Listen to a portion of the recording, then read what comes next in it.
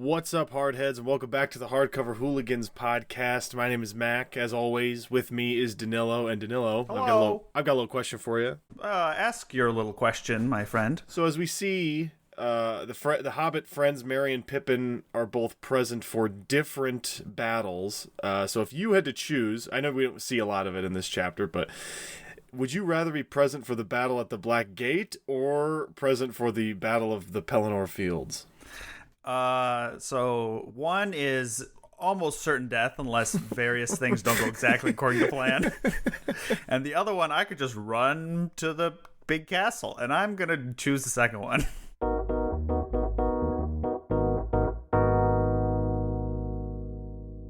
That's probably right. I think you're probably right. Especially because right away Pippin gets smushed by a big orc or a big troll, which is very how Bilbo Baggins of him. And then is unconscious for the rest of the battle. Yes, like our friend Bilbo. So you may have guessed, you may have surmised that we are in fact reading The Return of the King, published in October 20th, 1955 by one Rolkin Tolkien. That's not my joke. I saw that on Twitter. That never is not funny. We are going to be reading Book 5, colloquially The War of the Ring, which is what this is. And Book 6, The End of the Third Age, will be what we talk about next time. But right now, we're talking about the war part of the book. Yeah, sorry. Oh, I was gonna say, before we started, didn't you had some general fantasy stuff you wanted to talk about? So it's we're recording this. I guess you'll probably be listening to this at the end of January, beginning of February. Actually, it might actually be later than that. It will be later than that. But anyway, we are recording this January 3rd. So on the internet, a lot of people are posting their like end of the year book lists, or like top 10 books they've read, how they read so many books and everyone else should feel bad about how they've annotated so many books with their dumbass little sticky notes. But because everyone knows that reading is quantity over quality, yep, right? Absolutely. That's a classic. It's all volume. You just gotta plow through those sons of bitches. But I've been noticing there's this thing that I hate. And it's when people are like, the top 10 reads of 2023, and not a single book that they said came out that year. It's just like the top 10 books they read that year. Like, that's it's nothing. The ones they happened to read. Like, that's nothing. I don't understand why people are constantly doing this. It's like because no even one seen, like, The Hobbit did not come out in 2023. Like, stop putting it on your fucking list. Because it's the classic mistake of that everyone thinks everyone else is also reading the same books they're reading. But no, you know who's the only person who's reading the exact same books you're reading is you. Right. Yeah. So shouts out. No one is reading. Mac, you and I do a podcast about books. We've been reading the same books together all of last year. Yeah. We even did not read the same books. I read other books that you did not. Right. Yeah. So, but no, I mean, people, and you say that a lot of these lists, they do have a lot of the same books on them, and they're still like, it's like, I don't understand. There's like these trends that people just, nobody cares about. You have 500 TikTok followers, and you're like, I happened upon this book this year. It's because everyone's trying to be an influencer these days. Yeah, so we're not doing that with our podcast. No, yeah, we're not doing no goddamn top 10 list. Fuck that. I don't care about the algorithm. Yeah, anyway, that's just I've just been seeing it a lot, like YouTube. I just don't, because I saw, shouts out Anthony Jeselnik's podcast. Anthony Jeselnik is a comedian, for those who don't know, and they just did, I don't know, I just saw it, or listened to it, I don't think they just did it, but like their top 10 reads, because those two guys are big readers too, who have that podcast, and spoiler alert, they're actually books that came out in 2023. Like a top 10 list is supposed to be. Imagine you're like Roger Ebert. I mean, he's dead, so he's not doing this. But he's like, top 10 movies of 2023, Citizen Kane, Seven Samurai, Pulp Fiction. What, dude, what are you talking about? These are just ones I happen to have seen this year that I thought were good. That's not how any of this works. Anyway, my top 10 books of this year are chapters 1 through 5 of The Return of the King. Because I'll tell you what, these are fucking awesome. Yeah. This is awesome. My top chapter of anything I've ever read is the Battle of the Pelennor Field. Let me tell you what. Yeah, it's fucking sweet. So, I mean, we are almost all the way done with this series. Danylo, what are some thoughts and impressions on book 5 here? Book 5, I'll be honest, did not capture me immediately.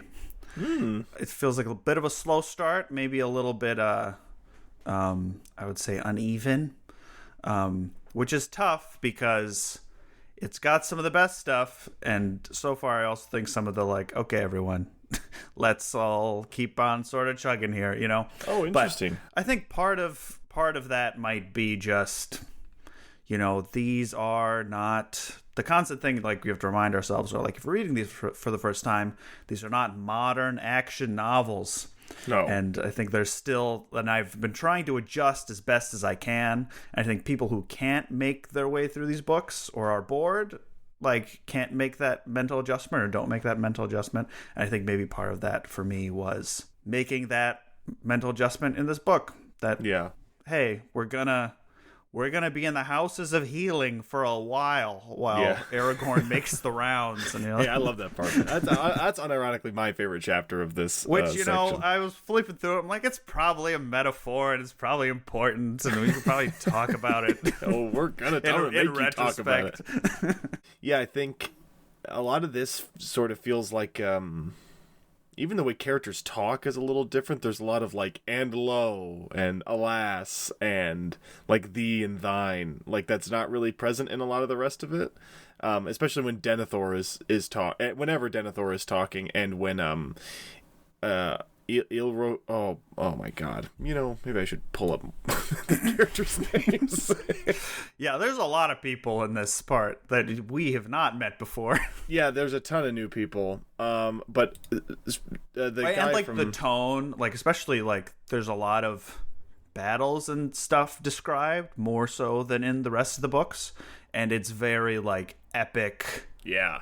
Old epic poetry descriptions, which I think are fantastic. Yeah, for sure. But it's not, you know, it's not a Brandon Sanderson action scene where he dodged to the left and there's none of that. Stabbed and then he rolled, and then there's nothing that, you know, they just ride into a field and it's the most beautiful thing you've ever read. And then you're weeping. Imrahil was the name I was looking for. One of the Prince of Dol Amroth. Or Amroth, or however you say it. And he is not one of Elrond's sons. Correct. He's a different guy. Yeah, correct. That's Elrohir, and the other one are okay. They both sort of sound like Elrond, or his sons, their names. But Imrahil's the guy with the banner with the swan on it, and there's 700 of them, and they ride in on horses, and they're him and Aragorn are buddy, and he becomes the steward of the city before after Denethor dies. Oh, yeah. Well, yeah. Yeah, while they're keeping Aragorn under wraps. Yep. Which is very funny, but we'll get to that later. But yeah, so I guess we can hop right in. Oh, I guess I can give my thoughts. I mean, I think this is fucking awesome. I think all of this is yeah, the culmination of, there's so many moving pieces, and there's a lot of I can never remember, Danylo. What was it that Tolkien talks about? Something catastrophe. A eucatastrophe in a discatastrophe. Is that what it is? Yeah. Yep. And the eucatastrophe is the good one. Yes. There's a lot of that, or to use a Deus Ex Machina, but none of it at all in this section feels unearned. It's all stuff that's set up. Aragorn comes in and saves the day at the end because he's already we've set up that he's gonna save the day because he got a zombie army, and we don't know at first why he has a bunch of pirate ships, but we learn it later, and then we're oh, that's where they went, because Aragorn disappears from this part for a huge chunk, and then you find out what happened. It's just it's not even a Deus Ex Machina. It's a set up plot twist. Something happens and you forget about it, and Tolkien does a good job of like dilating time, or being like, oh, you don't know when this happens, or like there's so much stuff is happening, and then something happens, and like, oh yes, that's right, and then later you find out like how it happened. And it's not as if like characters aren't dying or bad stuff's not happening. Like they really do almost destroy Minas Tirith, but they just like barely scrape by. Yeah, I don't know, because the whole Deus Ex Machina thing, it's like, I feel like if the characters hadn't done anything and then it all turned out fine, like that'd be a Deus Ex Machina. Sure, but, like, yeah, definitely. Things turn out fine because like characters took action, you know? Which is how a story works, some might say.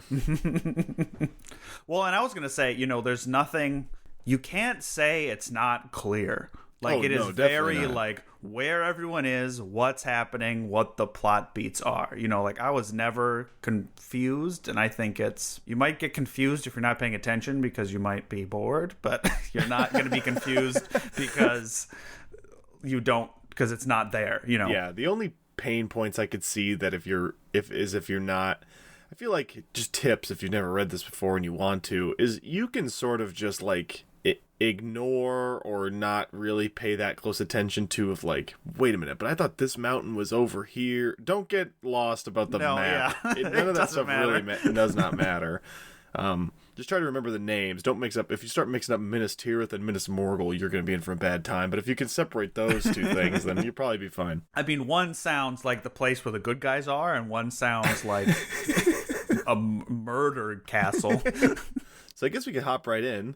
So we jump in literally right into where book 3 ended, which is Pippin being rushed off to Minas Tirith under the care of Gandalf. They pause at like some village or whatever, and Pippin is freaking the fuck out because he has serious PTSD about looking into the Palantir. Mm-hmm.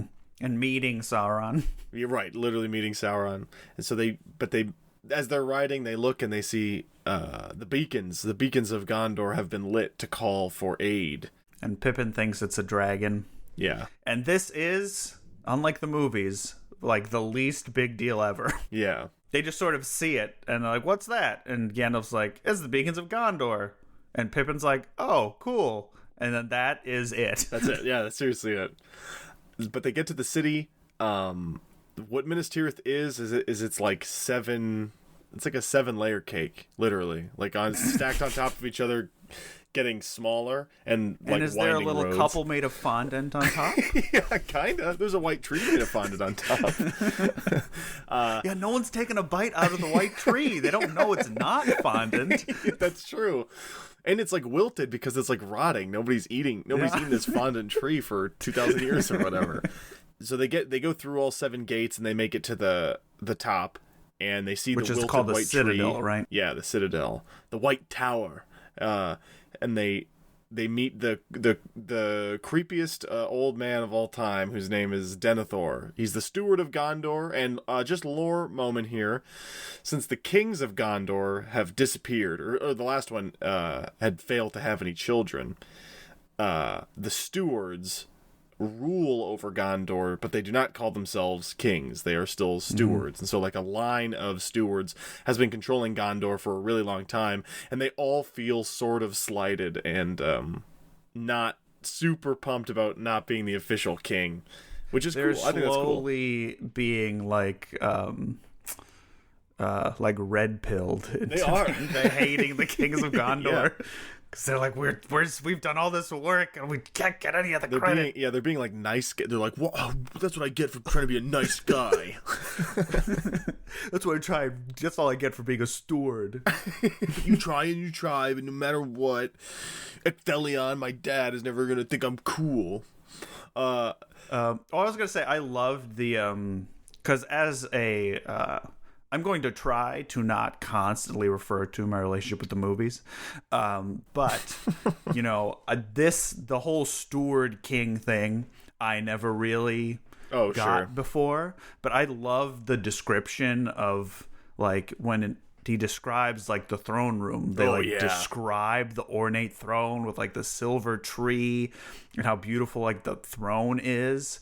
And then they're like, and in front of that throne was a chair, and that chair is where the steward sits. Yeah.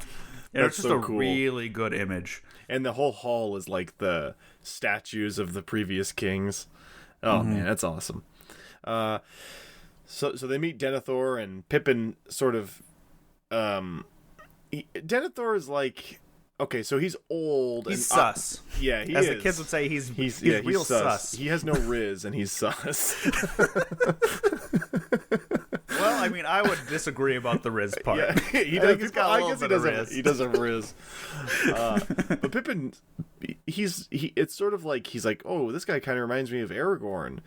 But it's as if like Aragorn, there's like a gray cloud over Aragorn. Like something's off with this guy. And Gandalf, before they go in to talk to him, Gandalf's like, okay, so you met the King of Rohan. He's like a good dude. This guy's also a king, but don't tell him anything. Yeah, keep everything under wraps. But as they find out, he sort of already knows everything. He knows that Boromir is dead and all this bad news because Denethor is his dad. And Denethor is Boromir's too. dad. And so they Denethor questions Gandalf and Pippin, but he's mostly questioning Pippin and not really questioning Gandalf at all. And Pippin, because they talk for like 4 hours. Yeah, they talk for a super Pippin, long time. Denethor just like grills Pippin, and I thought a funny little part was like Denethor also, I think, talked about like the rhyme of Isildur's Bane and how it's going to be like carried by like a little dude.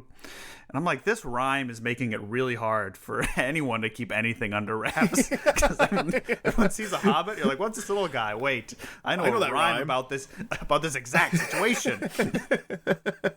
That would be really helpful. Like, can you imagine if just like a Wu-Tang Clan song, it would just like perfectly described like a day at work for you, and you're like, what the fuck? Or like a presidential election. You're like, who's running? Wait. Yeah, that's what's happening, and like everybody's heard this dope song, and people know instantly when they see these little guys that something's up. But Pippin sort of feels like I don't know, it's a vague, but he, for some reason, he pledges himself to Denethor's service to be like his page. I think he feels bad that Boromir sacrificed himself to save him, and so Pippin's like, the least I could do is pledge my servitude to this creepy man I just met. And I think he feels bad of like, he sort of thinks he thinks he might have derailed this whole fucking thing by looking into the Palantir, so he's trying to do something to like that, yeah. And both Gandalf and Denethor are like, are you sure? Yeah. Yeah, it's like a crazy thing for somebody to do, but he does it, and Denethor's like, well, you have a sweet new house now, and just go hang out at your crib, and I'll send somebody to collect you. And Gandalf goes to do Gandalf stuff, and Pippin meets a man named Baragond, who is a guardsman of the Tower Guard, and he sort of takes Pippin through the town and teaches him about stuff. Well, to clarify, there's like the normal army, and then there's like the special guard of like the Citadel, right? Which in the movie, if you remember, are the guys dressed in black with the tree on their chest, which is what Pippin looks like. And that's what Baragond is. And so like they're supposed to like just stay in the Citadel to guard the steward. Right. That's like their whole deal. And Baragond and Pippin have these, I think they're really lovely, these like moments where they sort of just sit on this bench on like the seventh circle and like look out onto the Pelennor fields and everything and just watch. They watch the people, like all the like the women and children have been sent away because they're watching people leave. War is coming. Yeah, and like there's like a quiet moment in this, whereas like in the movie they get there and it's like, it's time for battle, everyone. Yeah. Shit's already hit the fan by the time they get there. But I mean, they only have 3 days of this, and then shit does hit the fan. But he also meets Baragond's son, whose name is Burgil. A little play date. Yeah, they have a little play date because they're the same size.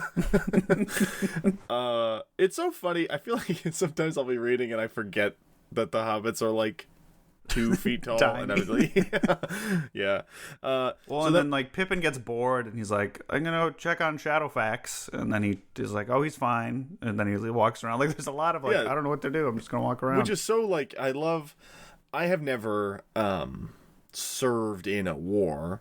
However, people who do talk about this sort of phenomena of like just like the waiting is the worst part, and I think that this sort of does like a really good job of that dread of what I would imagine it would, well, because Tolkien really served, so he knows. And, he has like that Pippin and all of these tower guard, they like can't really sleep, but they're like trying, and I don't know, it's just I found it very effective. Yeah, because it describes he gets like tired and sore from waiting. Like he's like, I think when he meets, he gets reunited with Mary or something, or I think he's talking to Baragon. He's like, I'm just exhausted from waiting, which now me having read the books, that puts this whole like, if it's quote unquote slow, in a new light. Like there's a clear point behind like, this is what war is like. Yeah, some of it's slow. It's not all just ass kicking, but don't worry, we'll get to some ass kicking. It's slow, but like there's a point to it. Like they're tired of waiting, the dread is building. Like it's not slow just so the author can do his weird jokes, Right, exactly. Yeah, there's a point. It's not just stupid bullshit for like awesome quotes about what is it? What is let's make story? Let's make the whole book a siege, and then have the main character be like, "Are we even doing the right thing?" Yeah, for 400 fucking pages. So we cut to Merry, Aragorn, Legolas, and Gimli. They're at Isengard, and they're leaving. They're like, all right, time to go back to Helm's Deep. Yeah, Helm's Deep. And they go, and we meet the rest. We meet some more Dunedain, the Rangers of the North. The Grey Company also? Yeah. Are they called? Is that the same thing? Yep, that's the same thing. Dunedain. They have and it's the Dunedain and the Sons of Elrond, and they're like, hey Aragorn, we have this super fucking cool poster. And he's like, don't let anybody see that poster, that'll be for something awesome later. And people are like, what the fuck are they talking about? Wait, what? This is like his banner? Like they made him a banner, right? Yeah. Yeah, it's his banner that he will He's like out of later, the corner of his mouth, not yet, guys. So they get to Helm's Deep, and Merry, he swears loyalty to Theoden, and they the least creepy of the two kings, right? Like the nice one, yeah. And they have lovely conversations, and Theoden's sort of like Merry's dad, or it's like a way more obvious father figure. And Theoden's all like, hey, when this is over, I'd love to, smoke some weed with you. Yeah, after this war is over, we should get really high. And he's like, fuck, yeah, that sounds awesome. Let's get high, and you can sing me your weird little people songs. That's literally what they say. And Mary's like, I think we can do that. Oh, yeah, and Pippin is also asked to sing also, and Pippin is like, I just know the weird little people songs. Denethor's like, I think that'll be awesome. I want to hear them. And Pippin like doesn't want to. He's like, yeah, he feels uncomfortable. He's like, thank God they didn't ask me to sing. So they go. Aragorn's like, me and the boys gotta go be weird. Gotta go do something. Yeah, we gotta go hang out. And everybody's like, oh, but they're so cool. It's like a cool guy, like your cool cousins or whatever, like go off to do their own thing, and you're like, fuck, man, I gotta hang out with my aunt. Man, shit. But when we find out to do something called the Paths of the Dead. Oh wait, no. At Helm's Deep, they're using the Palantir to like challenge Sauron face to face. That happens off screen. Yeah. That's where I didn't connect that. Yeah, that's where they go, and then like that's why when Aragorn comes back, he's like, oh my god, he's like, he like looks like a different person. Oh, I didn't put that together at all. Yeah, so he uses the Palantir and essentially shows Sauron that he's like, hey man, I'm Let's throw cuffs or whatever. Yeah, let's throw it down. I got this sweet sword. My dad is Arathorn. Ever heard of him much? And he's like, oh shit, the elf stone is here or whatever. So he in his vision in the Palantir, it's like, hey, you gotta go make friends with a bunch of zombies. You have to go to the paths of the dead. And Mary doesn't know what that is. But everybody else does. But it sounds scary. Yeah, it sounds super scary. And everybody else knows what the Paths of the Dead is, because when he tells Éomer and Theoden, they're like, you gotta be out of your fucking mind if you're gonna go to the Paths of the Dead. The thing no one has returned from? You're gonna do that? Yeah, people have tried to explore, but have never returned from. And so they leave, the Grey Company, and he's like, I'm not going to make anybody come with, but Gimli and Legolas, if you don't come with me, I think you're a pussy. And so they go. And he's like, can I go? And they're like, it's too scary, little man. Yeah. Which I think he could. The hobbits are stout creatures. I think he would have been fine. Could have done it. Because also the book, it doesn't really sound that scary. I'm going to be honest with you. I think I could have done it too. It's scarier. I think it's scarier in the movie. I think so too, because like the mountain pass... It's also funny because the Paths of the Dead in the movie is like right next to the campsite they're at. They're like, it's right there. What's that creepy hallway? Oh, the next important thing we have to do. Yeah. So they go. But this is like they had to go. What? We can talk about the full Paths of the Dead later. Yeah. So they go to Dunharrow, which is like a big hill right next, or whatever. It's like the way you need to go to get to.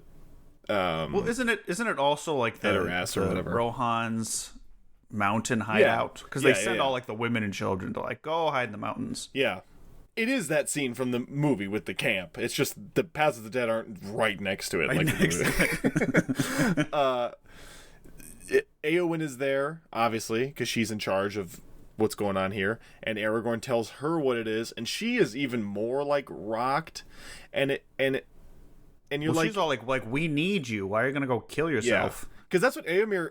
There's a cool bit where Éomer sort of has the same thing, and he's like, I think I don't really like Aragorn anymore, because he's like doing like a sort of like a stupid thing, what they perceive to be stupid, when he has like literally received a missive from God that's what he has to do. But and Aragorn's like, I'm the main character. This is gonna work. And have to trust basically, Éomer and Arwen don't know that. Because the thing about the Paths of the Dead is it's a bunch of zombies who at one point in time pledged allegiance to help Numenor or whatever fight Sauron, but what really ended up happening, they're not like zombies like how we think of zombies. When they did not, they ended up helping Sauron instead, and the king at the time was like, all right, but I curse you forever. You're cursed now. And they're like, whatever. And now they're ghosts. And they live in this scary mountain. And they're like, turns out being cursed was bad. Yeah, it turns out. But now we can't die. And the way to get rid of the curse is to fulfill the oath, which is to help defeat Sauron. And only, is it, hang on a minute. Let me find this out. Yeah, it is. It's Isildur who curses them. And so only one of Isildur's line can control them again. And Aragorn is real he knows, because that's him. He's got that dog in him. And so he knows that if he can just talk to these fellas, he can talk some sense into them, and they have a sweet ghost army. But nobody else believes him. He doesn't tell anybody that, but everybody thinks he's just going to go get killed by ghosts. And so they're mad at him. Yeah, exactly. Naturally. And Éowyn is like, at least let me come with you. And there's literally a moment where Aragorn's like, well, you're a woman, and I'm not in charge of you. Your uncle's in charge of you, and so it'd be my uncle wouldn't like me anymore if I let you come. So sorry. And she gets really pissed off, and she tries one more time in like the dead of night to be like, hey, I'm coming with you. And Aragorn says no again, and she leaves. She gets pissed off and walks away. Naturally so. What we find here. So then we go to the Paths of the Dead. Gimli and Legolas have come. Well, there's this thing called the Red Arrow that I did not know about. Do you remember this? Yeah, it's like the Arrow of War or whatever. So this is like, instead of this is the less cool version of what the Beacons of Gondor are. Yeah. Because like messengers come from Gondor. It's like, hey, we have this red arrow, which if we give to you means you have to help. And then they're like, okay, then we'll help. Right. But they don't, it's like, if we don't want to help, there's like none of us, and we have to go protect Edoras. And we just finished a big battle. We're going to have to wait a week. And then the guy's like, we're not going to last a week. And then Theoden's like, oh, all right, we'll go tomorrow. Yeah, they say fine. So they do leave, and our three best friends, Aragorn, Gimli, and Legolas, go to the Paths of the Dead because Legolas is unafraid of ghosts, and he's not scared to let anybody know that. And Gimli is terrified of ghosts, but he thinks he'll be able to big dog it because it's in a mountain, and he loves mountains. Yeah. He loves rocks. He's not afraid of rocks. He is afraid of these rocks, unfortunately, because as soon as they get into the Paths of the Dead, he can't see any. Like, he can't see fucking it's like anything. Pitch black. He doesn't have dark vision. Right, but he does, but it like doesn't work because it's so it's like ghostly dark in there. Well, and he doesn't want to be embarrassed that an elf is comfortable underground, but a dwarf isn't. He's like, if this gets back to my family, I'm gonna be really embarrassed. Funny. And so they all go together. With I think this is a big difference from the movie too, is like all the Rangers are also there. They come like with it's them like too. A big traveling party. It's not just, and three main characters. Elrond. And they see like this skeleton on the ground, and Aragorn says like a weird little poem, and then suddenly they just feel as if they're being followed by like a shit zillion amount of ghosts. And then they leave. They just keep following the path, and then they're outside again. It goes like through. No one knows where it goes, but It just went through the mountains. It's just, we're on the other side of these mountains. And there's a big rock there. The stone big magical of rock. Eric. Yep. Yeah. Literally, it's not spelled ERIC, but yes, it is the stone of Eric. This rock belongs to Eric. I thought that was really cool. It's just like a big, like shiny black stone on top of the hill. It's like a big circle. It's like a story tall. It's like as big as a house. That's right next to like a village, and so when they're like scared of it. Yeah, so when they're walking past the village, they can sort of see the ghosts, and they're like running away from the party, but the party can't really see the ghosts, and so they're like, "What the fuck is happening?" But when they get to the rock, Aragorn gives the marching orders, and he's like, "Here's the skinny boys," and then we cut away. That's it, and we're like, "Okay." Well, and then it's they start galloping away to the river, and they're like, the further they got away, like the larger the army of shadows grew behind them. Very cool. It is very cool. It's not green CGI weirdos. No. It's like a vague shadow that no one knows. Like, it feels like there's people there, right? But they don't actually see them, and you can't like interact with them. Yeah. So we go back to Dunharrow and Merry. This is when the guy with the red arrow comes, and they're like, all right, fine, we'll go to Minas Tirith. We'll go do battle there. Then they wake up in the morning, and they're like, this is the darkest, it's gotta be still nighttime, right? And they're like, no, unfortunately it is daytime. It's so evil now that there's no daytime anymore. And the king says, this is so sad. So Theoden's like, all right, I guess we're leaving. And Merry's like, oh, I'm coming with you, right? And Theoden's like, no. And in fact, you don't have to follow me anymore. Just go back to Edoras with Eowyn and just be there until the world ends, pretty much. And Merry feels really pissed off that he's just going to get left alone again, and he doesn't know where any of his friends are, and he hasn't seen Pippin in a few days, and he's really nervous. But then he feels like a bag. He does feel like a bag. Durnhelm treats him like a bag because he's just like hiding him. But a young rider whose name is Durnhelm shows up and is like, I'll take you. And then Merry's like, okay, thank you. And he's like, this is the most beautiful man I've ever seen. So he carries the hobbit secretly. I think it's so funny because the literal dialogue where Merry's like, hey, what's your name? You didn't tell me. And then Durnhelm's like, wait, you don't know my name? Yeah, it's Durnhelm. Okay, you could fine. You could call me Durnhelm. And Merry makes this remark to himself that the rider looks like he wants to be dead. Like he's got it's really intense. It's like gray eyes with like no hope of life. Yeah. He's like, I'm gonna ride with this guy. This guy seems he knows where it's at. We go back to Pippin. This is the Siege of Gondor, the beginning of the Siege of Gondor, and Pippin is just standing next to Denethor. This is when he remarks that he really doesn't want to sing. And then Faramir comes. Oh, not yet. Well, not yet. They go outside and they see. This is very Mistborn.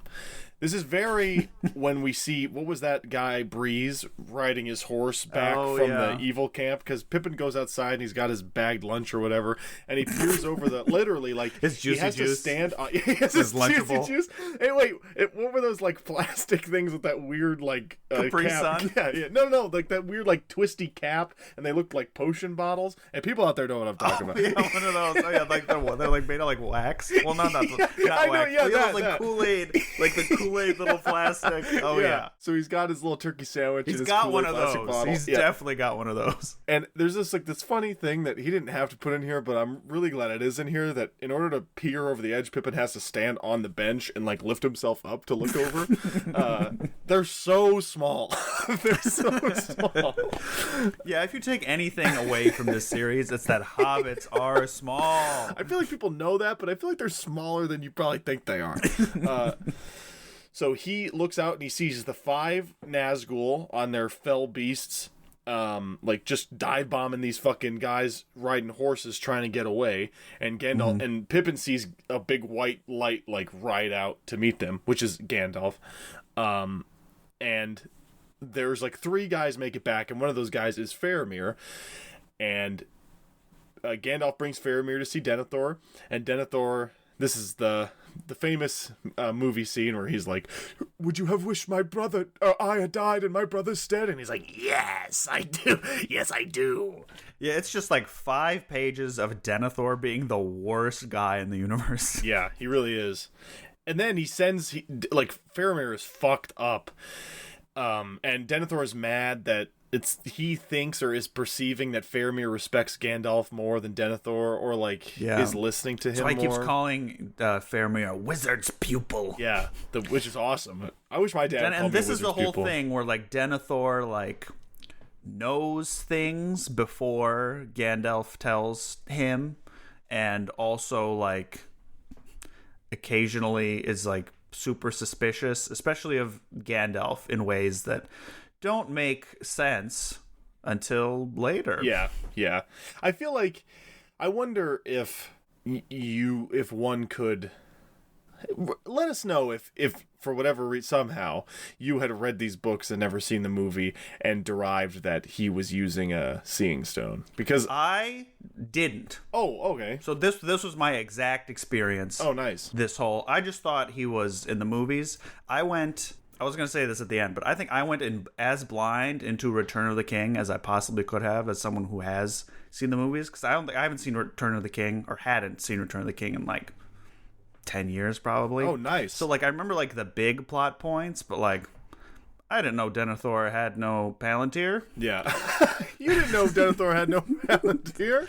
In the movies, I'm like, I just thought he was kind of like, it was like vaguely, he just kind of went crazy because he was in charge too hard. I don't know. He hasn't it was those tomatoes he was eating. Yeah. Like that made him go. Yeah, unfortunately in the book, Denethor does not eat a bunch of funny cherry tomatoes, and Pippin doesn't sing that pretty song. Pippin doesn't have to sing at all in the book.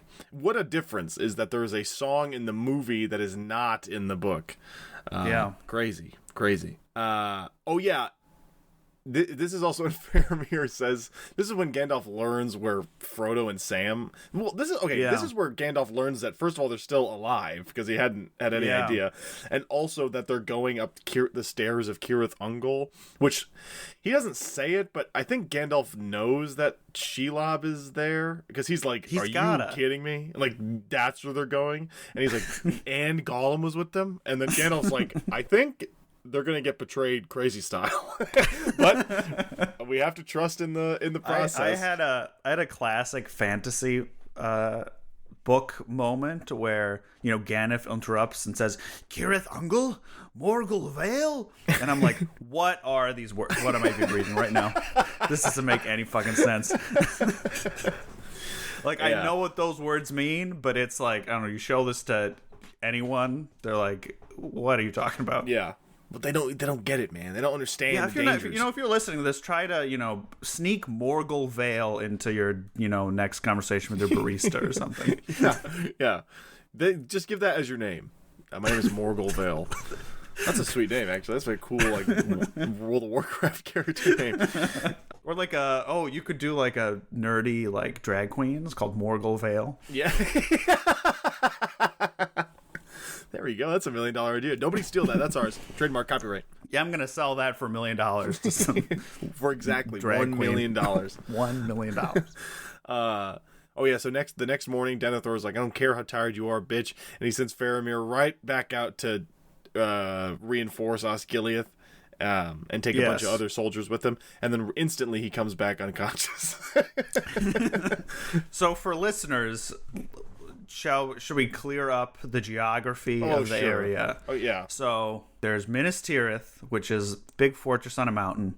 And then in front of that to the east is the Pelennor Field, which is a big field, very convenient for having a battle on. Mm-hmm. And then there's the city of Osgiliath, right? Mm-hmm. That's on the river. And then there's a river. And then the other side is the evil places now. And then further down the mountains is Minas Morgul, which used to be Minas Ithil, right? Yep. Oh, yeah. I'm getting the hang of this. Nicely done. Now, here's another specific question. Yeah. What is the Ramas? Because they keep talking about the Ramas. Is that just a wall? Is that the wall in Osgiliath or something? Because I think it's some big wall. It is. It's the big...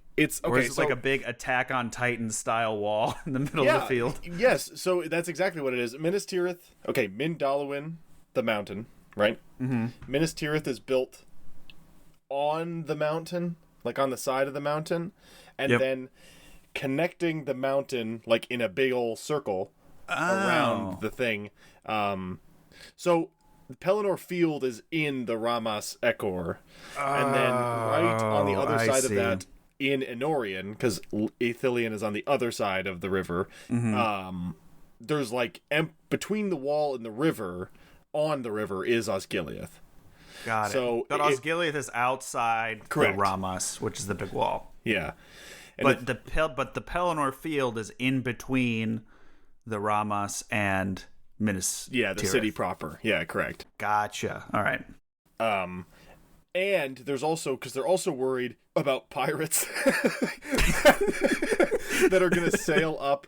Because so the River Anduin, which we've been hearing, it goes literally all the way to Rivendell in the north west. Down there, it connects to some sort of ocean. Okay, and they're worried that not only to the east do they have the Mordor, obviously, and to the north they've heard that I think that the Haradrim are there, or somehow they've made it to the north. Also, the Corsairs of Umbra, which are sweet pirates or something, are gonna sail north on the River Anduin, right next to the wall, and so they're also gonna be there. And since you can have a shit ton of boats, they're going to get really screwed if there are. Yep. But you might not have to worry about those pirates, but we'll talk about that in a little bit. But yeah, that's sort of the geography. So there's a big old river, there's a big wall, and inside that wall are the Pelennor Fields. So it'd be bad news if it's not terrible news if the armies of Mordor get to the Pelennor Fields. It would be worse if they got it into the city. That is what the wall is for, after all. But Osgiliath is especially fucked because it is out in the open. And the first, you have to cross it.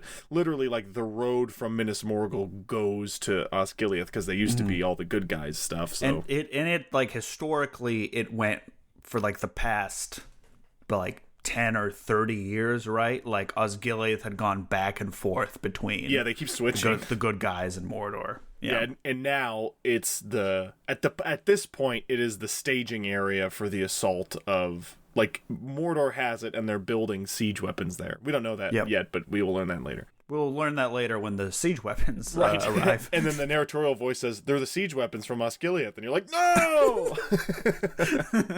So yeah, the battle has started. There's a big explosion, and they get right in through the wall. So oops, you can't, into the Ramas. Yes, through the Ramas, yep. Into the Pelennor fields, and so the city is surrounded, and all of the roads are also blocked off, and they're like, they're not gonna, the wall, like the Ramas is just made out of like bricks, but the wall of Minas Tirith is made of like Numenorian whatever, and so they're like, oh, you can't get in here, and then they're like, correct, so they just start firing bombs over the wall, and they're like, how could we have foreseen this? Well, and they launch the heads of everyone they killed in Osgiliath first. It's really fucked up. It's really super fucked up. It like one lands like right in front of Pippin, and he's like, what's, because he thinks it's like a grenade he's or like, something. I wonder what this guy had for dinner, his last dinner, and you're like, oh my god. Yeah. It's so sad. Like, you can tell Tolkien was like in war. Yes. Because even severed heads, he's like, I bet that was a dad. And you're like, oh no. Why would you say that? So the combination of the heads being launched in and the Nazgul keep casting like hold person on everybody. it's like all of them. It's like 9 Nazgul, yes, it right? Is. Including the big dog. The Witch King of Angmar is here. Oh yeah. And so whenever the Nazgul are like screech, it like everybody like freezes. It's like so scary, like your body stops moving. Yeah. And so that keeps happening, and so pretty easily, like, the defenders are completely paralyzed.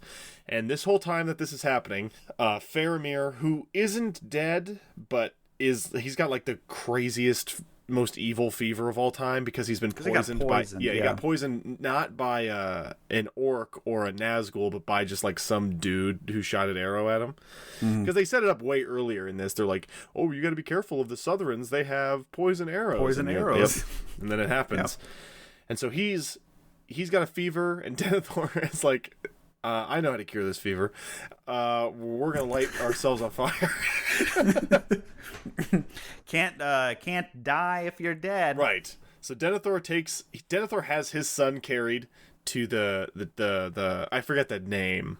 The tombs, like where it has a cool the name. Tombs of the Kings and everything, and the stewards, and the whole thing is like Denethor has like fallen to despair, basically. Oh, yeah, he's like, we can't win. That's like the whole message. The big thing is after Faramir comes back, he like disappears into his tower and then comes back of like a broken man, and you're like, what the fuck happened? What happened was he like Palantir pilled himself up there and seriously went crazy this time. On his Palantir.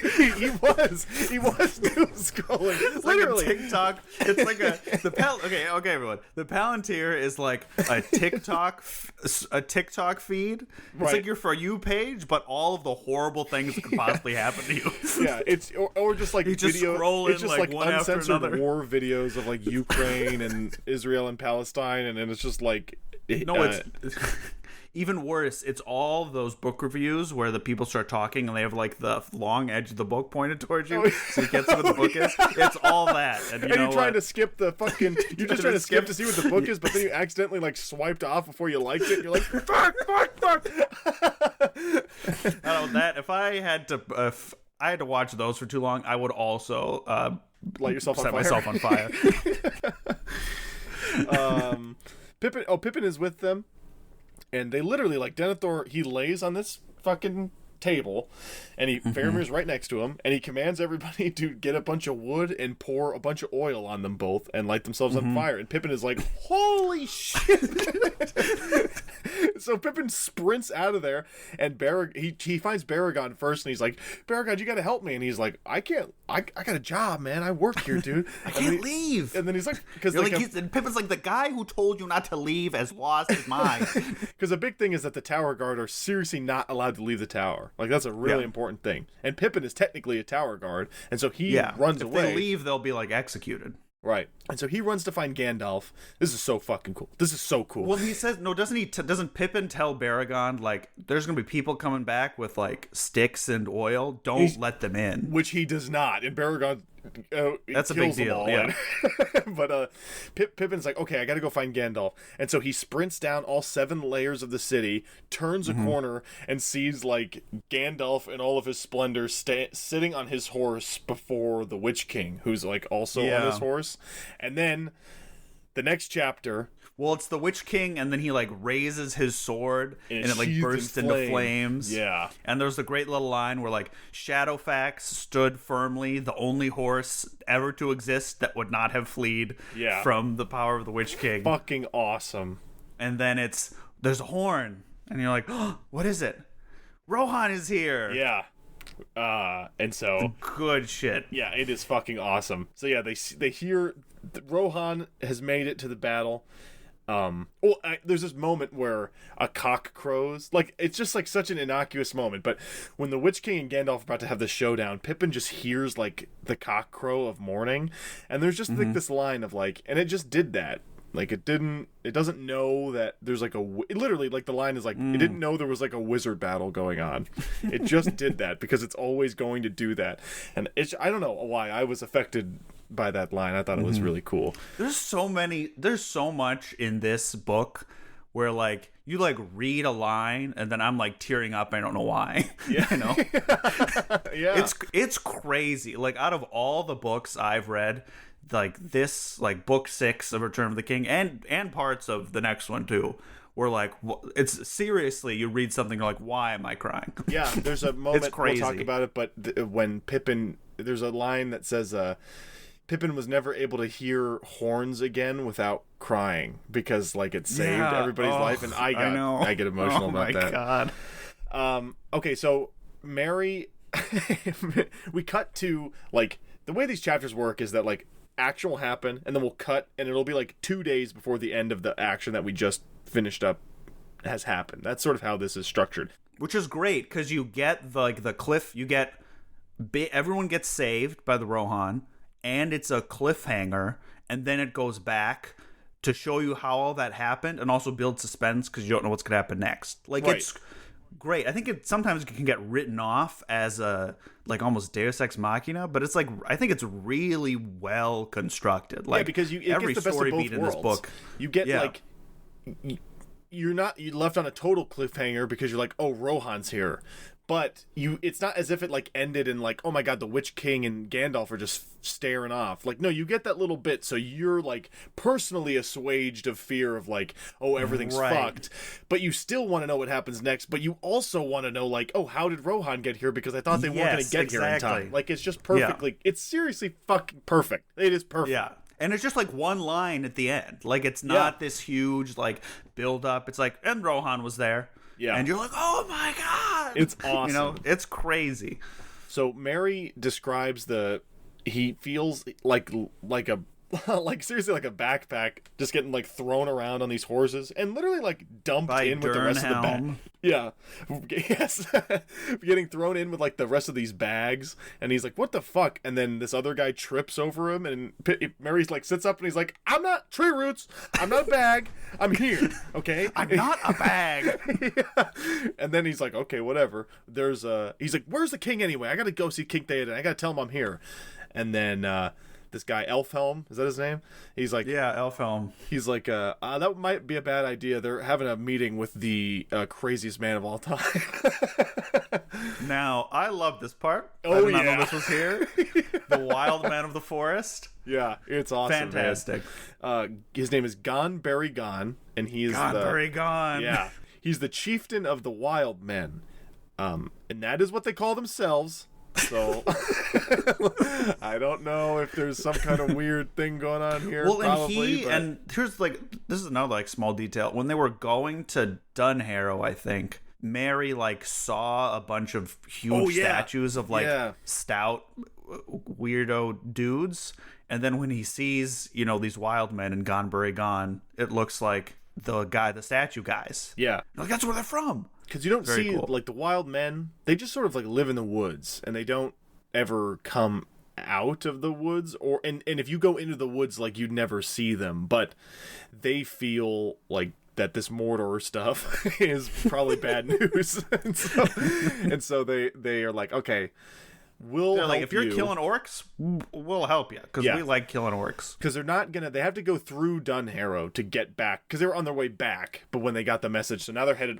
back the opposite way again, and they're not going to reach it in time, because it takes a week to get there. And, like, the main road, there's, like, a big army camped on it. Right. And so Gon is like, well, we know another path that people don't know about. And if you promise to kill as many orcs as possible, we will tell you where it is. And to, like, never hunt us again. So there's just, like, this moment of, like, you're like, why is Rohan, they, like, kill these people that just live in the woods? Like, people talk about, they're like, oh, this story's a black and white, good and evil. It's like, I don't know. There's, like, weird stuff like this in here where these people are just trying to live in the woods, but they're being hunted or, like, prejudiced against by Rohan. It's just like a line. And Gondor too. I feel like there's a whole thing where like we don't like when the Gondor people come up here and like take our land and kill us, chop our trees down and stuff. It's fucked up. But they agree, if they never, not only will Rohan leave them alone, they'll be tight and they'll be like a team going forward if they help and fulfill each other's ends of the bargain. So they both agreed, and they're like, when should we leave? It's nighttime. And then Gon is like, you're wrong. They have like preternatural ability to sense the sunrise. So even though it's like really dark, they're like, it's 5 a.m. We have to leave right the fuck now. So everybody gets up and they leave, and they start to get to the battlefield through this secret road. And then Gon says some like ominous thing, and they all just literally like vanish. They just like fade back into the woods. See you never. And then they disappear basically. But they've reached the battle. They see the explosion that destroys the gate, and they blow the horn, and then they start singing, which is awesome, and then they start riding into battle. Wait, we never talked about Grond. We never talked about the battering ram. Oh, is that? Oh, yeah, we didn't talk about Grond. I forgot. Yeah, Grond is a named battering ram, which is awesome. Which I did not know. Yeah. that this battering ram had a name, and it, like, came from really far away. Like, there's a whole Grond has history lore, behind this battering ram. It's huge. Its name is Grond, and it has a big wolf head. Is that in that chapter, or is that in? It's I think it's Siege of Gondor, because as they get through the gates, right? Oh yeah, you're right. Yeah, so Grond. Oh, it's so cool because like the paragraph will begin, and it was like, and Grond was there, and then like go into this like huh? and it'll go into like this huge thing of the battle and like what's else going on, and then like the next paragraph will begin, and it's like, and Grond was still there. So you're like, holy fuck, what is happening? Who's this guy? And he had a wolf's head, and he was very long, and you're like, what? Yeah. And he was being carried by 4 trolls. Yeah, it's a big cool battering ram with the wolf's head, and the head's on fire, and it breaks down the gates. And that is in the movie. You get to see Grond. Yes, which I thought when I saw the movie was just a cool thing. I did not know it had a name. That's people in the theater in 2002 or whatever seriously going, Grond. Yeah. Which, you know, I would, if I saw a high budget movie of my favorite fantasy series and they put in the named battering ram, I would also lose my shit. Yeah. Well, this movie won Best Picture, and it's because of Grond. That's why. And, you know, I think Andy Serkis was also Grond. Yeah, Andy Serkis and Benedict Cumberbatch played Grond in the movie. Yeah, well, both halves of Grond, I believe. Benedict Cumberbatch was the front half of Grond. That was the prequel series originally announced, but he died, unfortunately, so he couldn't finish it. The Witch King of Angmar, he sees Gandalf, and he's like, here's the horns, and he's like, oh shit, and so he turns around and he goes out to meet Theoden's attack, and this is all right. So a lot happens really quick. So this is the chapter. Yeah, the batter. The batter. Yes, this is where they make fried chicken. Batter. Battle of the Pelennor Fields. So, the Witch King, he goes out. He's got this sweet dragon thing. They're called fell beasts or whatever. And they're like, he takes like a paragraph to describe them as like things that Sauron like found in the depths and like nursed to full size. Like it's and it like doesn't describe it any more than that. It's just like they're gross, unimaginable flying horrors, and you're like, oh my god, it's cool. So he's got one of those bad boys, and he like this battle is happening, and he goes right to Theoden, and Theoden's horse freaks the fuck out, and I actually think it gets hit with something, like an arrow or something, and then the horse falls out from under Theoden, and it like crushes him because Durnhelm was following the king, obviously, because Durnhelm reveals herself to be Éowyn, and Mary's like, huh? Who could have seen this coming? And she's like, and he's like, oh yeah, Durnhelm had gray eyes full of sadness that were ready to die with no hope in them. And Éowyn's eyes also had that. I remember now. Éowyn's also has major depression. Wow. So the Witch King, he's talking mad shit. Hang on a minute. I gotta make... Who chops off the Fell Beast's head? That is Éowyn. Okay. So so he's gonna... The Fell Beast is gonna eat Theoden. And then Durnhelm's like, not so fast, big guy. He rides up right next to it and chops its fucking head clean off. And then the Witch King does say, like, don't get in between an Nazgul and his prey. And then the beast lunges, and then Éowyn chops the head off, just clean through. And the Witch King falls off, and he gets up, and he's so here's the thing, everyone. Mary is just standing around here too, just like watching all this because he was with Durnhelm. And there was a great line. I just was leafing through, and then I got to this part again, and again, just skimming through it also made me tear up. It was amazing. And Mary was like, well, at least she's not gonna die alone, unaided, because he's I'm here to help, and I'm like, oh man, because they're pretty certain they're gonna die. He's the fucking Witch King. It's the Witch King of Angmar. He's got no head. He's got a floating crown and 2 red evil eyes. It's awesome. Yep, there's no head in between the crown and the rest of the body. So the Witch King, he laughs and he's like, haven't you ever read a book? Everybody knows no living man can do me any harm. And then this is like maybe the most famous thing in the Lord of the Rings, I think, is Éowyn taking off her helmet to reveal that she is her and a woman. And she says, well, fuck you, bitch. I'm not a man. And the Witch King, he laughs again and just shatters her shield. With his which big, breaks her arm. Scary mace. Yeah, because he has a big, scary mace. But Mary, who's army crawling in the dirt, sneaks up behind the Witch King. And then the narration is like, he was so small, no one noticed him. Yep, he's small. He's super small, and he stabs it right into the back of the Witch King's leg, which causes him to fall down. And Éowyn stabs the Witch King in his no face, killing him. And this is the first time one of the Nazgul has died, and there is ever, and there is a reason why this happens, and it is not just because Éowyn is a woman. There is magic afoot here, which I think that obviously the movie does not have this, because this whole section that Mary gets his sword from is not in the movie. And I think that is the right decision to not, because it's like you have this whole moment where Éowyn is like, I am a woman, and it's very Macbeth-esque of like, no, Macbeth also gets the prophecy that no man born of a woman can kill him, and it's like the same exact thing, except that she's actually a woman. But in the fiction of the book, that's not why the Witch King dies. Yeah, because he wasn't cursed by 3 witches to be like, right, a girl with blonde hair will kill you. Right. The Witch King, when it gets stabbed with Mary's sword, because the Witch King used to be in charge of the Barrow Wights, which are from the... which are connected that too from the first book. And when he stabs him with one of those swords, the spell of the hold on him breaks. So it almost makes it sound like Mary saved him in that moment, or the spell was the spell of control or evil was released. for like a second. Eowyn, and then Eowyn was able to kill.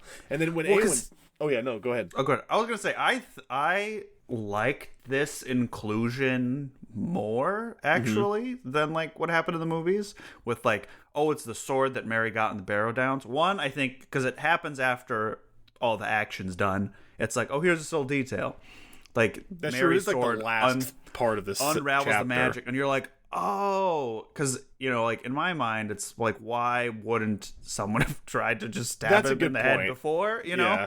Why wouldn't a woman have tried to stab him in the head before? Right. It's this specific series of events of Merry's really small. I think it's this eucatastrophe, right? Like, they happen to get trapped in the Barrow Downs where Merry got his sword, and Merry happened to be the one left behind, and... he happened to be really small, so the Witch King didn't notice him, and he stabbed him at just the right moment to, like, distract or unravel the spell so that Eowyn could, like, stab him in the head. Yeah, I do like that it is a team effort, and it makes more of a sense in this of, like, why the sword works, because otherwise it's like, you can just stab them? Like, then how come nobody's doing that? I don't know if it just changes it's a pretty big change of, like, the narrator just being straight up like, well, it was really the magic sword that did it, but... Well, and the way I took it is not that... I feel like it didn't take away from, like, their courage and bravery. It just, like, added, like, for me it was like, this is the last piece of the puzzle of why this all worked. Like, it's not like if they weren't also brave and amazing, like, it still wouldn't have worked. You know, it still wouldn't have worked even if they had the special sword. No. You know, that's how I took it anyway. That's a good point. I guess nothing is really lost, and I do like that they do have to do it together, because they're both, like, not warriors, but they're both very determined, and they love their friends and don't want their friends to die. I still think it's, like, a beautiful section. It's just like the no living man can kill the Witch King is true, but a dead man's sword was sort of able to incapacitate the Witch King, and then a woman killed him, which is pretty cool. So I changed my mind. I take it back. It's fine. But however, just be mindful on the internet. You will have if you're into the Lord of the Rings, the last thing I would ever probably do in your whole life is try to interact with other Lord of the Rings fans online, because they're all racist and misogynistic, and will be quick to point out that it's like, well, it doesn't even, like, Eowyn, like, didn't even matter because Merry is the one who really did it, and it's like, don't.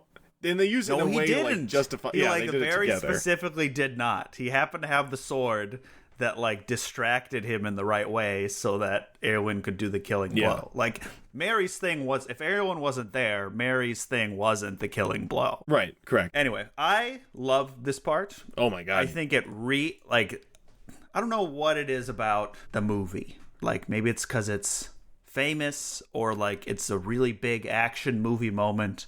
But, like, in the book... this is fucking awesome. Yeah. I think it's amazing and just great and inspirational and just, like, super, like, tight, and oh man. It is awesome. It feels almost, it's like, it works well in the movie, but I don't know if it's just, like, me or where it is in the culture where, like, it feels cheesy. But, like, in the book, it feels fucking badass and awesome. Yeah. Yeah. Even though you know it's coming if you read it before. I can't imagine. No, not going knowing into that's this, happening. not knowing. Yeah. Oh my god. Fucking awesome. So, Theoden, he passes away. Éomer is there, just barely, just for long enough of a conversation. And Éowyn passes out after she stabs the Witch King. Oh yeah, true. And Éomer rolls up and he sees Éowyn, and he's like, "What the fuck? Like, how is that even possible?" And he thinks she's fucking dead, and he sees Theoden, who's dying, and is like, "Oh, I wish I get to see Éowyn one last time," and he doesn't, which is so sad. He doesn't. That's get to really see her. Sad. She is right next to him, just on the other side. It is so sad. Horse, yeah. And Theoden tells Éomer that, like, well, you're king now. Don't fuck it up, and then he dies. Doesn't he talk to Merry too? Yeah, he does a little bit, and he says, like, sorry, bro, we'll never get to smoke weed again. Yeah. No! And so he dies, and there's this awesome part where this is crazy.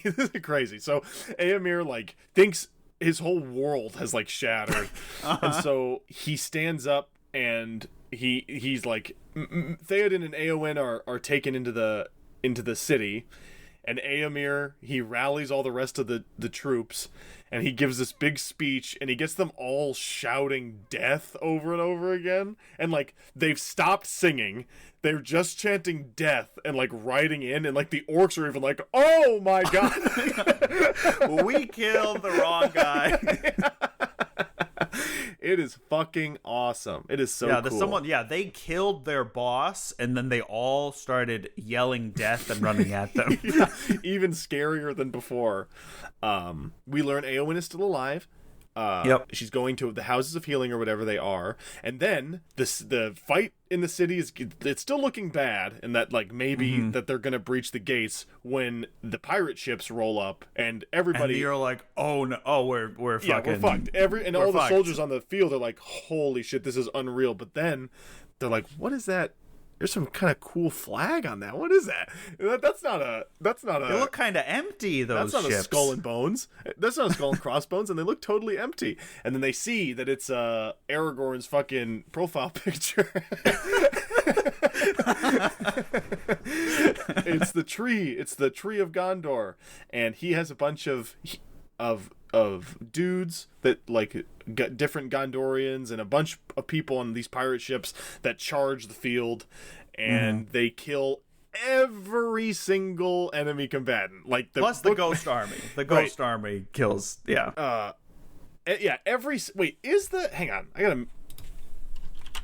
One real quick. Well, I'll tell you what. This little like plot twist switch totally worked on me. I was reading it and I'm like, wait, the ships are here? They're fucked. Like I'm in like very like narrow-minded, what I'm reading, I'm in the moment reading. And then when it was Aragorn, I was like, oh my god, it's Aragorn. It was great. And having this thing on the tail of Éowyn and the Witch King and Éomer riding out yelling death, it's just... Yeah. Oh my god, this is like the best thing I've ever read. It's awesome. Hang on, sorry. I don't think the Army of the Dead is at the Battle of Pelennor Fields. Really? They use them to kill all the Corsairs to get the boats, and then they have the Southerners of Gondor on the ship. In the movie, they are at the battle. Yeah. Yeah. They're not there. Yeah, that's just... Yeah, they're not at the Battle of the Field. Oh. They just... Because they can't, like, really do anything. They just scare the pirates away. That must be my little movie brain. And then, like, because there's this moment later where Legolas is saying, like, after they took the pirate ships, the king of the dead, like, broke his spear, and then they all, like, faded into the... And then they set sail. And then they got all, like, the people of South Gondor, like, got on. Got it. All right. And then, this is my favorite line in the whole chapter. After Aragorn and everyone fucks shit up, they meet with Éomer, and Éomer's like, some bad shit went down, and Aragorn's like, then let us avenge it ere we speak of it. And then they go out to battle, and I'm like, oh my god, that's the coolest thing you could possibly say. Yeah, it's so cool. It was like, awesome. And Éomer's like, hey man, I really didn't think I was ever going to see you again. And he's like, oh, I got you. I'm here. And so they kill everybody, and the Battle of Pelennor Fields is won, and Gondor is safe for now. And then we cut back to Pippin looking at Gandalf, and Gandalf's like, what the fuck are you doing here? Don't you have a job? Did you clock out? And then they kill you if you clock out. And he says, Gandalf, you gotta help me. He says, Gandalf, you gotta help me. Something's happened in the tower. And Gandalf's like, hey buddy, that's your fucking job. How about you go deal with it? I gotta go ride to war. And he's like, you're not understanding what I'm trying to tell you. Denethor has gone crazy. He's gonna light himself on fire. And Gandalf's like, why'd you start with that? And then they run up, they go up to the houses of the dead, and Faramir is laying covered in oil on the unlit pyre, but Gandalf, and like, this is a weird moment.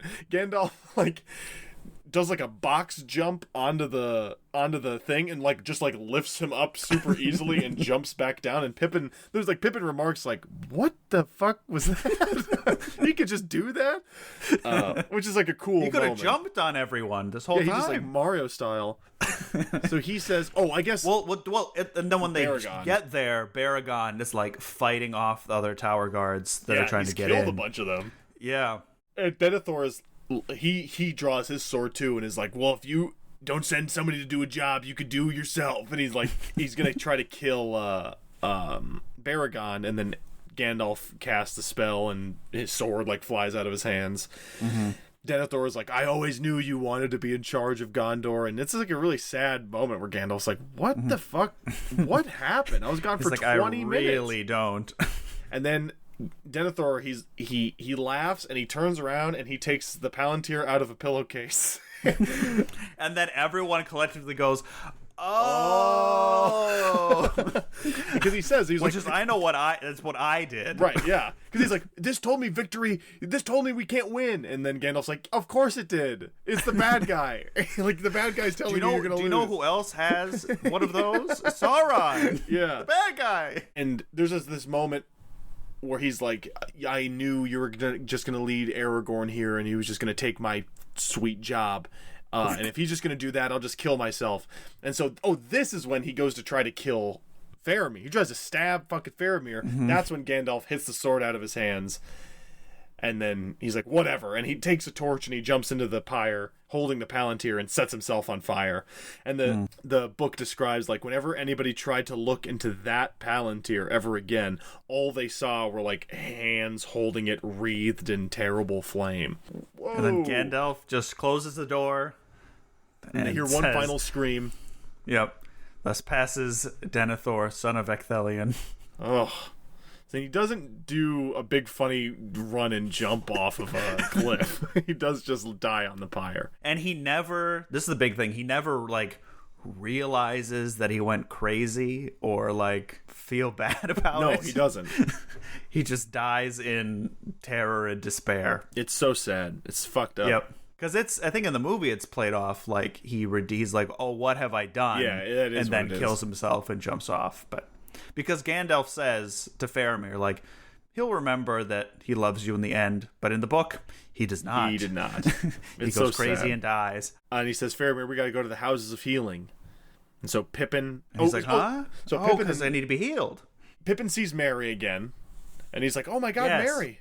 And then, like, hug each other, and they have a little conversation, and then Merry, like, pretty much, like, just collapses, like, right in front of Pippin. And so his Merry, arms are really cold. Yeah, it's so fucked up. Merry, Eowyn, and Faramir are all ushered into the Houses of Healing, along with presumably millions of other people, but these are the three important people. And the Houses of Healing is like a hospital. Yes. Where the Gondor's leechcraft may not have been as good as it was in the days of Numenor, but it's still ranked first among the races of man. It's because their leeches aren't as good anymore. Yeah, right. They don't know how to make leeches anymore. They're getting bad leeches. Yeah, you gotta get a new leech guy, dude. You gotta get a new leech guy. Here's a funny moment. So okay, this isn't funny yet, but we gotta talk about this. So Aragorn, he's like, "I don't want to go into the city because people are gonna think that I'm just like bullshitting everybody if I just like say I'm the king." And Imrahil, one of the princes, is like, you have to, but just do it secretly. All your friends are in there. Yeah. And so he's like, fine. So he dons his like cloak of Lorien, like the gray elf cloak where they like blend into the scenery, and he like enters the city and he starts healing everybody. He revives Faramir first he's like, well, okay, so there's a woman who works there. We gotta talk about and she has a lot to say. It's such a weird part. And people have a lot to say to her. Yeah. Her name is Iorleth, and Aragorn comes in and he's like, "Do you have a Thelis, a king's foil?" It's the weed that they use to like save Frodo in the first book. And she's like, I've never heard of that. What's that? And he's like, oh, it's this thing. And he's like, well, why would you need to have any need of that? Chances are we probably don't have that here, but I can go check. But if I go check... that weed we've never found any use for? Yeah. No, we don't have it, but I'll just go see. And when I come back, I'll sadly have to report that we don't have it. And Aragorn's like, what the fuck are you talking? Just go do it. And then she's like, okay, I'll go grab the Master of Healing. And then the Master of Healing shows up and he's like, oh, I'm sad to report we don't have it. But if we did, why would you need it? It's just that weird weed nobody ever uses. And Aragorn is seriously like, can you two shut the fuck up? And Gandalf starts losing his mind too. He's like, what is happening? How come the two chattiest people... Why does it feel like we're in a Monty Python skit? That's exactly... It's like a moment... It's a really... I think it's nice. It's like a moment of levity after this crazy battle. It's just so funny that, like... It's just like these two people who are annoying at work. Like, it's so relatable. I don't know. I love it. And this is where there's the famous quote of like Shadowfax, show me the meaning of haste. Oh, it's not said in a cool context. It's said as a vague threat to an old woman. Yeah, Gandalf because the woman's like, well, you know, we might have some like over in the forest. I could like, you know, go check, or maybe, you know, I think I have some sisters on the way. I can visit them, and like Aragorn's like, you better fucking be quick and come back here. And Gandalf's like, yeah, or Shadowfax is gonna show you the meaning of haste. It's like a slapstick thing. It's and then crazy. The book goes on to then pass the Bechdel test because Iorleth says to an unnamed woman, I wonder what all this Kingfoil stuff is about. So we did it! We fucking did it! We did it! We did it! Thank you, Tolkien. Okay, so Faramir wakes up first, and right away, it's almost like magically he knows. He's like, oh, okay, so Iorleth says, she's like, everybody here is gonna die unless the king is here, because like there's this poem, like you will know who the king is because of his hands of healing or whatever. Mm-hmm. And so when Faramir gets healed by literally his hands, like rubbing his head with the Athelas and like making him drink this like thing, whispers stuff to him and like beckons them back to reality. So everybody starts to know they're like, he's the king. Like the dark sick, like Faramir's the Black Shadow or whatever it's called. But like Éowyn and Merry like are going into a coma from being so close from killing the Witch King. Yeah, or from like touching the Witch King or like being in contact with him. Yeah, which I thought was really cool because it like shows that like there's a cost to being in it's not like, oh, we killed the bad guy, hooray. It's like, we killed the bad guy and we're gonna get sick and die because he was so evil, you know. Yeah, it's fucked up even though he's dead. Like, it's really fucked. And that's something like doesn't come across in the movies. It's like these little details that like add more of like a bleak darkness to it. Yeah, it's cool. It's very interesting. It's very cool, yeah. Faramir wakes up and he recognizes that he's the king. Elisar, the Elf Stone, come to reclaim his throne. Yeah, the man's an Elf Stone. Yep, he is. And he goes and he wakes up, or he goes to talk to Éowyn next, and she is like, he's like, okay, so this is a little different because she was way depressed before what happened. So when she wakes up, you're going to have to deal with this. Like, he's like, I've done all I can, but she's still going to wake up and be terribly depressed with her lot in life. And Aragorn's like, I think it's because you've been treating her like shit. Like, literally, like, there's this whole part. It's awesome where Aragorn's like, I did it too. It's like, we haven't been respecting her and like what she wants to do. And for me, I was like, what? Like, what a cool, like, I feel like this book gets a lot of criticisms levied at it that there's really barely any women in it, which is an inaccurate criticism. But this part I think is really effective, where it's like, Jesus Christ, we should not be treating the people who want to help us like this. And it's like, man, that's awesome. That's some king shit right there, Aragorn. Yeah, a lot of, like, so much of the Éowyn stuff. And that was back in, like, Two Towers, right? Which has that whole speech about, like, you know, being in a cage and, like, a woman's lot in life and everything. Yeah. And then he goes and he helps Merry, and similarly, Merry is also like has the Black Shadow, and he's able to. It seems like a little harder with him. Like Aragorn is like there's like some kind of like mental battle. Like he's like staring at Merry and like struggling with something in his head, but he sits up and he's like, he'll be all right. And I think it's funny. They say, he's like, Faramir is going to have to rest here for a long time. Don't let Éowyn get up for 10 days. But Merry can start walking around tomorrow. And then Imrahil's like, holy shit, they're like the strongest people of all time. Which is awesome, because they are. They're stout little creatures. Yeah, everyone's constantly surprised how tough the little hobbits are. Because, again, I don't know if we've stressed that enough, they are tiny. They are so you very might think tiny. they're weak because they're tiny, but they're not. They're actually stout. Merry and Pippin, Merry is awake. Legolas and Gimli are like, we want to go see our friends. So they hang out, and Legolas and Gimli regale them and us of how they managed to get the pirate ships to the battle. And just quickly, this is not really super important, but they use the armies of the dead to scare the corsairs of Umbar or whatever away from their ships so that they could commandeer the ships and bring like 3,000 extra troops to the battle. Yep. And then the ghosts of Dunharrow don't have to fulfill their oath anymore because the oath has been fulfilled, and they sort of vanish into the history books. There's a funny there's like a moment where Legolas is like, hey, I think I'm done. He's like, this has been crazy. He's like, I think after this, I'm gonna go home west. I'm gonna go into the Havens. Oh, that's right. And then Gimli's like, but you can't do that. It's like really, they're all like, you can't do that unless we all do it together. It's like, we're all going to do it together, or you can't go at all. Gimli's like, you haven't seen the glittering caves of Helm's Deep. You can't go west. This is not a spoiler. Don't worry.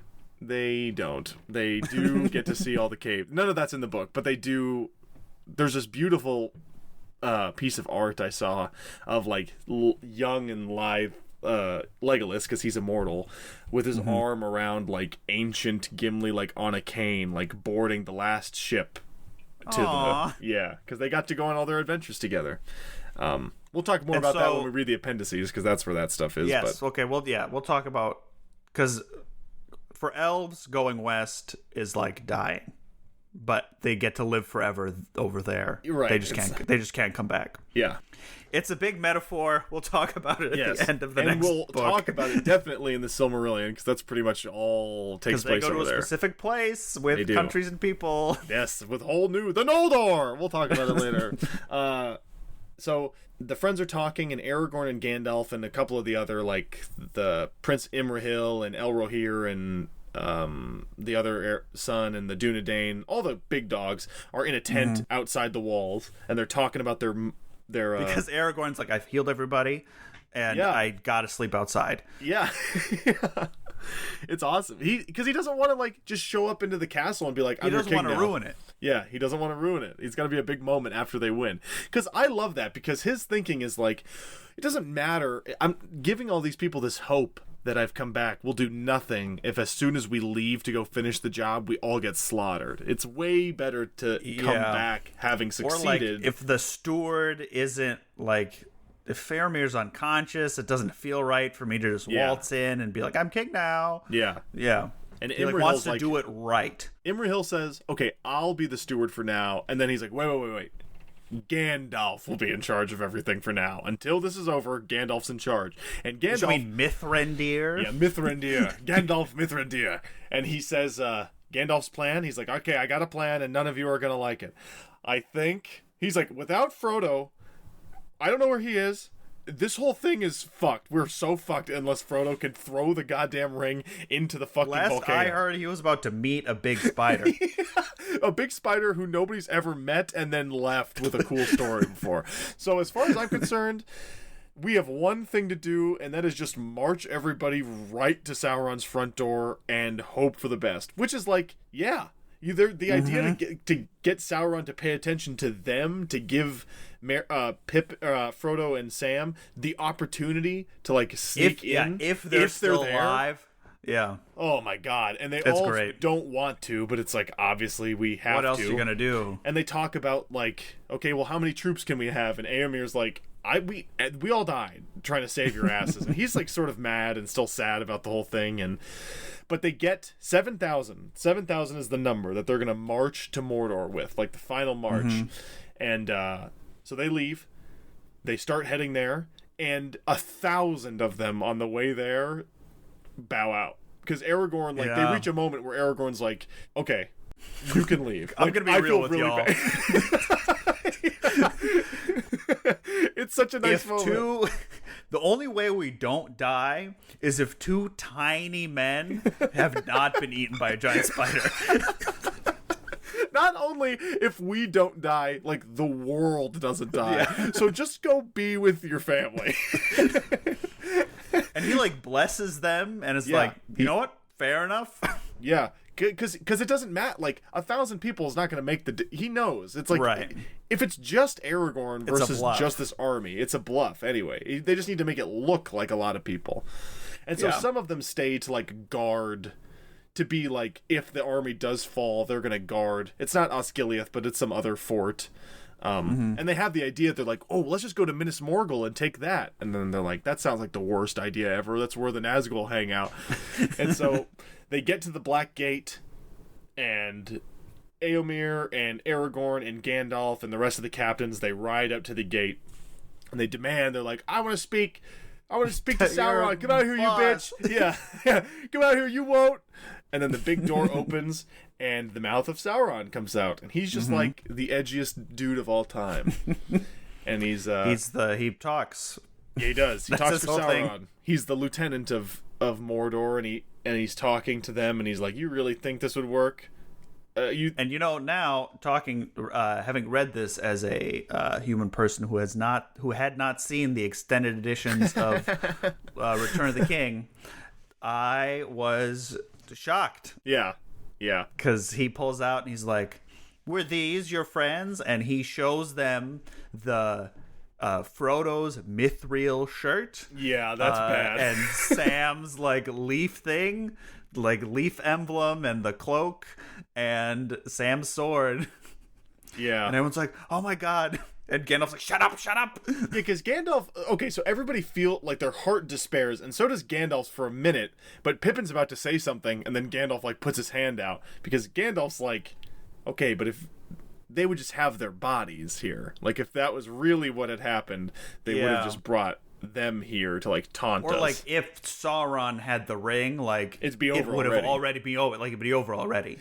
So he says that to the mouth of Sauron. He's like, sure, he says these were our friends and we're very sad. Yeah. And he says, the mouth of Sauron's like, I knew it. I knew you'd be sad. Because he's like, I don't know if these are people you did care about or not. Oh, wait a minute. Yes, I do. Of course you cared. And look at your faces. You're so sad. And we're getting under your skin now. He says, I'll let you have them if you let Sauron be the emperor of everything. And then he's like, and this is just like a funny detail. Like, Rohan and Gondor are going to help rebuild Orthanc, and I'm going to be in charge of it. And it's like, oh my, he's like a little boy. And Gandalf's like, no. And Pippin's like, what do you mean no? That was a chance. Yeah. Gandalf says, sure, just bring out Frodo and Sam, and we'll do it. And then, like, there's a moment where the mouth of Sauron's like, wow, well, I don't know. And then Gandalf's like, oh, okay, fuck you. And then they he says something. The mouth of Sauron gets scared, and he, like, runs back in and blows the horn, and the gate opens, like, even bigger, and, like, every bad guy in the universe like runs out, just walks out and circles the army. In the movie, Aragorn chops off the mouth of Sauron's head. Yeah. That is not what happens here. He does make it out unscathed, unfortunately. But that's, I mean, the forces of Mordor surround the army. Yep. Yeah, the battle starts. Pippin manages to kill one troll, and then it falls on him. And he thinks he hears eagles, but he's like, no, that's what happened to Bilbo. Like, this is it. That was Bilbo's story. Or he thinks someone... He hears someone yelling, the eagles are coming, and then he goes unconscious. Because he's like, I think I just heard that in my head, because that's what happened to Bilbo, and this is sort of like what happened to Bilbo, so I guess I'm dead here. And then that's how it ends. That's how book 5 ends, with them losing again. If only we knew that the eagles were really there. Oh. Well, maybe we'll have to find out next time. Yeah, that's book 5. I'll tell you what, it's good. It's good. It's just awesome. good. And especially, I think the parts that I thought were slow reading, like talking about them now with you, I like better because I sort of see, as I was thinking about, I'm like, houses of healing was boring. I'm like, but I guess it's like metaphorical, and like the king can heal people, and that's like a good thing. It's also very Jesus coded. Oh yeah, super Jesus coded. I like. Here's something I think is cool that I feel like doesn't really get talked about a lot is how unique of like a battle this is. So they're just going to like run like screen fake like football style so that they can get into like this is not the battle to decide everything. The battle that's going to decide everything is like a battle of wills between Frodo and the ring at the end of everything. And it highlights that. Whereas, like, I think you sort of see why the third movie has weird pacing issues. And 18 million different endings. It's like it ends 18 times. Because, like, the big movie battle happens at the beginning of the last book. Yeah. But it doesn't matter. It's just so they all can survive long enough to distract Sauron so that like the real important thing can happen. The boring part of two dudes walking up a hill can happen. That's the real story, like the real battle.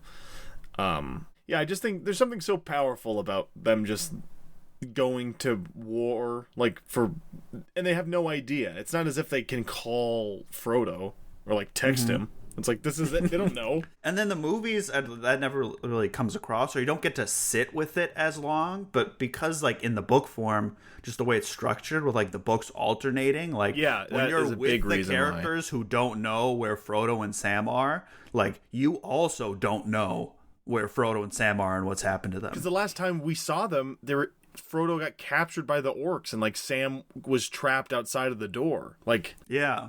Like, I don't know. And then, last I know, Frodo had his mithril shirt, and now the fucking mouth of Sauron is Frodo's mithril shirt. You're like, what the hell happened? That's a really cool that's part. Just like that's just like good stuff. That's like the same as like the Rohan. Like, it satisfies. Like, it gives you like, whoa, what? And then it keeps you reading. I frankly did not expect in these books to like, be strung along in like a good way with like the dramatic structure of everything. Because when people say like these books feel slow, I guess what they mean is like the houses of healing stuff, which like, sure, fair enough. But like, I never felt like the battles or like the ends of chapters. Like, I kept wanting to keep reading like through all the books, like, Two Towers and this one. So, and it is like short in comparison to like all three of these books are shorter than the first Stormlight Archive book. Like, it might be a little bit longer, but like it's similar. It's right? close. Yeah, it's like what 14? Oh, I guess just a little bit. I think the whole thing together is 1,400 pages. Yeah, 13. Mine is a little under 1,300. Yeah, so like you don't need it. Accomplishes. People make it out to seem like these are huge, gargantuan, like hard to tackle books, and they're not. They're just good. You just got to get. This is one. What's that fat one that's common? Priory of the Orange Tree or whatever. That's just like the only reason it exists is to be a big long fantasy book. Yeah, formatted to be 800 pages exactly. Yeah. Yeah, this was written in a pre-book talk world, so it's there's no Akotar, there's no Fourth Wing, there's none of this bullshit. We just got two little guys and they're walking. And they are walking, and there's a third little guy, and they're so thirsty, and they eat this bread that fills up their tummies. Oh, something we didn't talk about is the first thing Mary says when he wakes up. He's like, "Can I get some fucking breakfast around here?" I just that is very funny. I do remember that. That was very funny. Well, Danylo, do you have anything else to say? I don't think so. I thought it was great, and I liked it, and I'm excited to keep reading and keep talking about this. It is definitely a lot. Not that I expected it to be bad, but I did not expect it to be so good as to like, random lines. I'm just like tearing up, out of nowhere. Like I didn't expect it to be like that good. Yeah. Which is crazy. Just something funny to look forward to, just to put you in perspective of how much stuff is not in the movie. Chapters 1 through 5 of this next section is the movie, and then chapters 6 through 10 is all brand new stuff. Very exciting. Which is very exciting. And then the appendices, of course, which we will be discussing at some point. Oh yeah. Just one fun thing. The Witch King of Angmar is only ever mentioned one time, and it is in an appendices like year 14309. It says like the Witch King of Angmar arrives at the Battle of Pelennor Field. Otherwise, it's always just like the King of Nazgul or sure.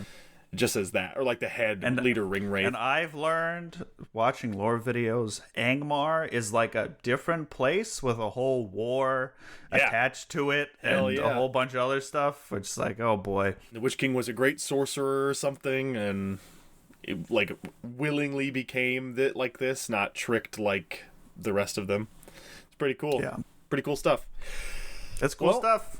I think that'll do it for us here at the Hardcover Hooligans podcast. If you have any questions, comments, or concerns, you can email us at hardcoverhooligans@gmail.com. Also, check out social media. Or you could ask us a question in a review that you write for us. True, yes. And if you ask a question in a review, we are legally required to answer it. Just like you have to tell me if you're a cop, we are legally required to answer your review questions. Yeah, please give us a 5-star review on Apple Podcasts or Spotify or wherever you listen to podcasts or get podcasts. Make sure to check out the YouTube. We have YouTube Shorts on there. Same thing with TikTok. And there'll be more coming out. We got a lot of stuff coming out. Yeah. Keep reading books. Stop doing top 10 lists of books that didn't come out in the past year, because I don't care. My top 10 books of 2023 are Mistborn and The Hobbit. Yep, Mistborn and The Dispossessed and Dune Messiah and The Hobbit and Lord of the Rings. Books that came out anywhere between 70 and 15 years ago. Those are my top books of 2023. For all of us here at Hardcover Hooligans, my name is Mac. All of us. Our big staff. Yep, we have a huge staff we don't pay. We pay in Taco Bell. Well, they pay us to get them Taco. We DoorDash Taco Bell and they have to Venmo. But, we don't get them what they want. It's usually just what they have. It's wrong. Yeah, it's what they have. We say, just give us whatever you have. Taco Bell by our office is constantly out of stuff. Yeah, our office. We have a big office building, multiple floors of employees. You ever been to New York City? You see that thing people tell you, the Empire State Building? Yeah, that's actually our office. So yeah, and the Taco Bell in the Empire State Building is constantly out of stuff. By the time it's the tallest building in the world, so by the time they take an elevator up there with the ingredients, half of them are bad. So they're out of stuff. All right, everyone. Stay hard, everybody. Stay hard.